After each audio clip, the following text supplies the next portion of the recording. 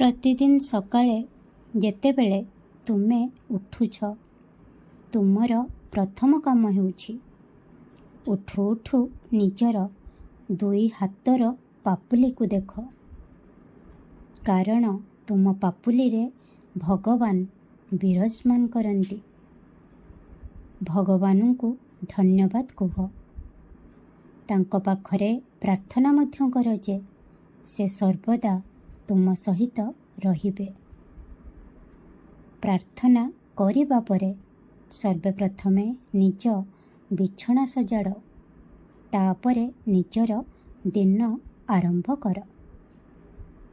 ତୁମେ ତୁମ ଘରକୁ ଯେତେ ପରିଷ୍କାର ରଖିବ, ସେତେ ହିଁ ତୁମର ମନ ପ୍ରସନ୍ନ ରହିବ।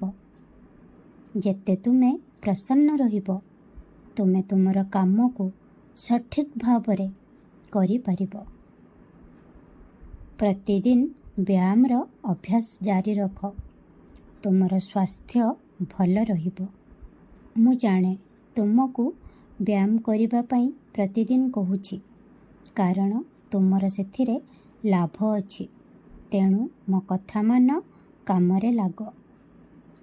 ବ୍ୟାୟାମ ସହିତ ଦିନସାରା କ'ଣ ଖାଉଛ, ସେଥିପ୍ରତି ମଧ୍ୟ ଧ୍ୟାନ ଦିଅ।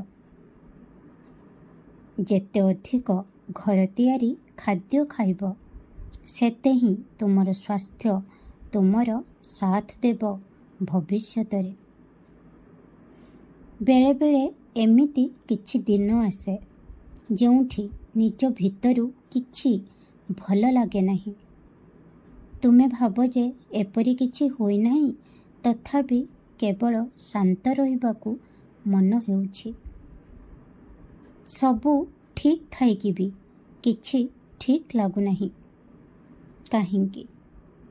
ଏହା ମୁଁ ବୁଝିପାରୁଛି ପିଲାମାନେ।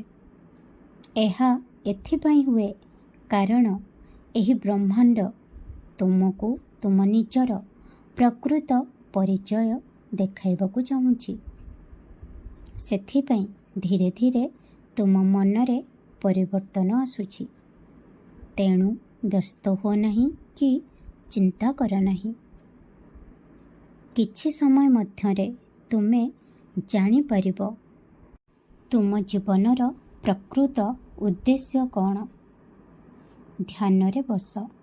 ମୁଁ ତୁମକୁ ମାର୍ଗଦର୍ଶନ କରିବି। ତୁମକୁ ଆଜି ଆଶୀର୍ବାଦ ଦେଉଛି। ତୁମେ ସୁସ୍ଥ ଏବଂ ସୁନ୍ଦର ଜୀବନଟିଏ ଲାଭ କରିବ। ଖୁସିରେ ରୁହ। ଖୁବ୍ ଆଶୀର୍ବାଦ କରୁଛି। ଓମ୍ ସାଇ ରାମ, ଜୟ ସାଇ ରାମ।